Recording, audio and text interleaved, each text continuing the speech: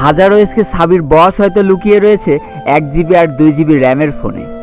এদের স্বপ্নটা হয়তো অনেক ভালো খেলার, কিন্তু কি জানো তো, একটা অদৃশ্য শক্তি এদের স্বপ্নটাকে পেছন থেকে টেনে ধরে। সেটা কি জানো? 1 GB আর 2 GB র্যামের ফোন।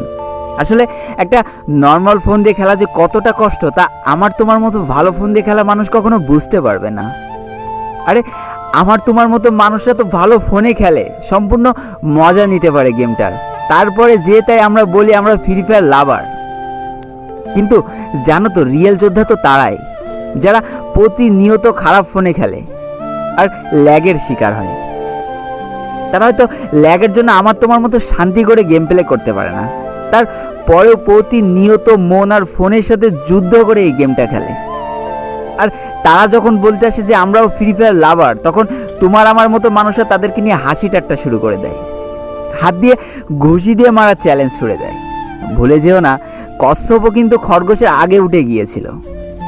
আরে আমাকে বলো তো, আমরা তো শান্তি করে গেম খেলি, আর যারা 1 GB 2 GB র্যামের ফোনে খেলে তারা তো প্রতিনিয়ত ল্যাগের শিকার হয়েও ভালোবেসে গেমটা খেলে যাচ্ছে।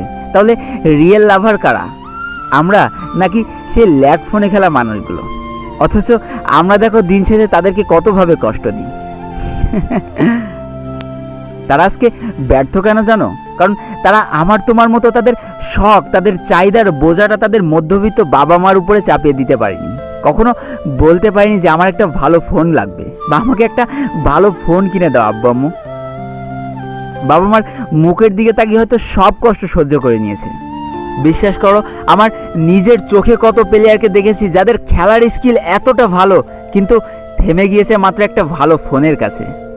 এইসব প্লেয়াররা যদি এসকে সাবির বসের মতো আইফোন বা ভিভো V15 প্রো পেয়ে যেত, নাইম আলমের মতো যদি OnePlus পেয়ে যেত, মিস্টার ত্রিপুলারের মতো যদি ROG 2 পেয়ে যেত না, তাহলে দেখতে খেলা কাকে বলে।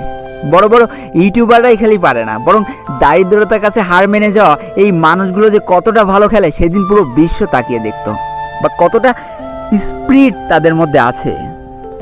তারাও ভালো খেলতে পারতো, সেটা মানুষ দুচোখ ভরে দেখতে পারতো।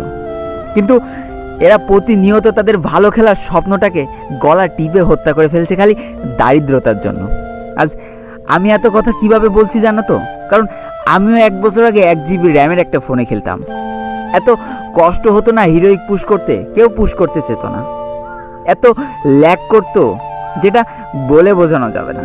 আর এত কষ্ট করে ক্যাম্পিং করার পর যখন হুট করে এনিমি সামনে চলে আসতো না, ল্যাগ করার জন্য হয়তো এনিমিকে মারতে পারতো না, মেরে দিয়ে চলে যেত।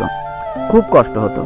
তাই যারা না নর্মাল ফোনে খেলে তাদেরকে নিয়ে উপহাস করো না, তাদেরকে কষ্ট দিও না। পারলে তোমার ফোনে তাদেরকে একটা ম্যাচ খেলতে দিও।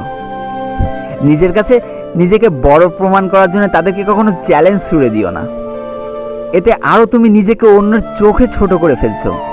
বিশ্বাস করো, অন্যের চোখে ছোট হয়ে বেঁচে থাকার মধ্যে না কোনো সফলতা নেই।